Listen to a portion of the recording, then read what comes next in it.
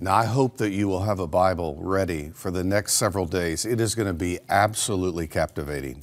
Mark Hitchcock will be here with his book, Iran and Israel.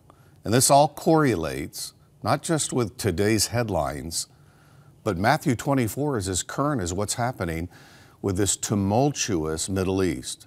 Now, remember, please, and I want you to review it today, Matthew 24, 3-12.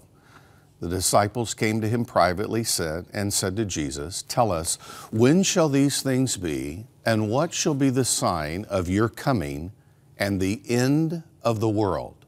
Now, this is a very specific question.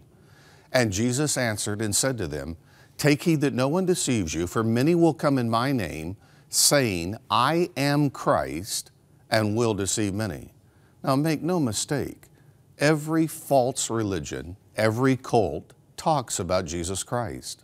They say that Jesus is Christ, and yet we know they are not rooted in the Orthodox gospel, the gospel that is the death, burial, resurrection of Christ, that says, believe on Christ, salvation, unmerited favor. He said in the last days, everybody's going to be talking about Jesus Christ, and you know, really everybody does. From Scientology on down, they recognize Jesus, but today we live in an age of mass misunderstanding, biblical illiteracy off the charts. It is so much so that Jay Leno the other day in a crowd asked about the Beatitudes, who wrote them, and someone said Billy Graham. Jesus didn't stop there. He said, not only will they say I'm Christ, he said, you'll hear of wars and rumors of wars. See that you are not troubled, for all these things must come to pass, but the end is not yet. For nation shall rise against nation, kingdom against kingdom. And there'll be famines, pestilences, earthquakes in various places.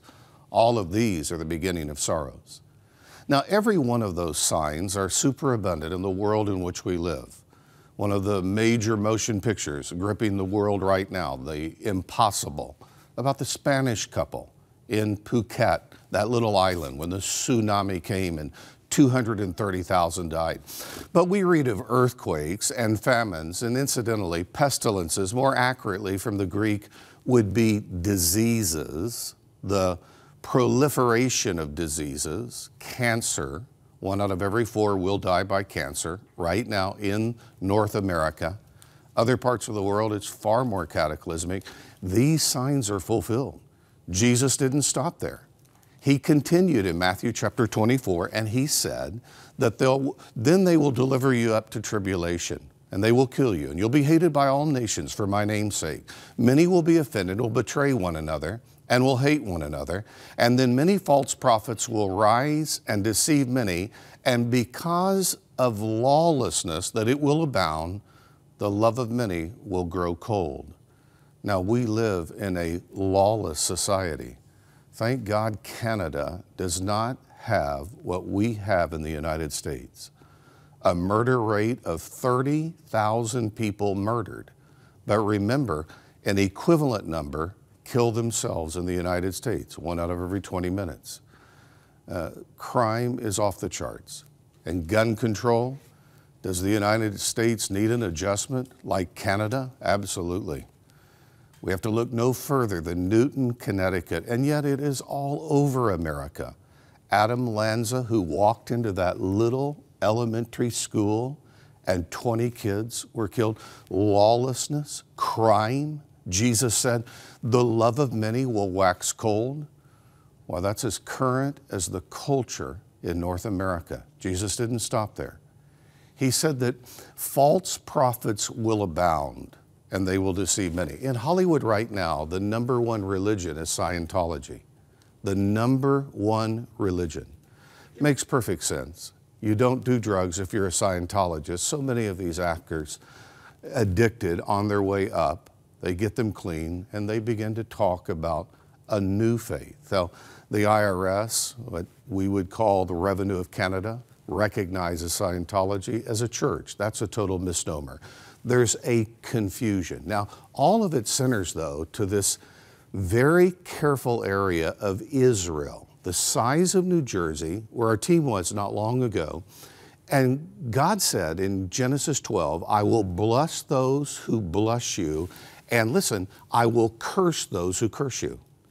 Iran has said that Israel should be obliterated off the map. And in coming days, you don't want to miss one broadcast. We're going to explain to you the theology that the spiritual teachers of Islam in Iran are teaching why Israel must be exterminated. And we will also tell you about a land covenant with Israel and a people covenant that is eternal. We refer to them as the Abrahamic Davidic covenant. Jesus is coming, and the next several days you're going to learn exactly why. Whatever you do, be sure to get the book this month. It is absolutely fabulous, and it underscores it all. Now take a look at this. With every passing day, the stakes grow higher in the escalating conflict between Iran and Israel. What can we expect next? Best-selling prophecy author Mark Hitchcock explains how Iran has repeatedly declared its intention to wipe Israel off the map. And the moment Iran becomes a nuclear threat, not only the Middle East, but the whole world will be in danger. A war against Iran holds frightening implications: global economic chaos, increasing Islamic tensions, and sky-high oil prices, among other things. In Iran and Israel, Mark Hitchcock brings a strong biblical perspective to these current events, answering these questions. Will this put us on the road to Armageddon? What can we expect in the days to come? Will there ever be peace in the Middle East? This book is newly released and available now to Crossroads supporters. It's our thanks to you for your ministry gift. Write to us, call 1-800-265-3100, or make a secure online donation at crossroads.ca.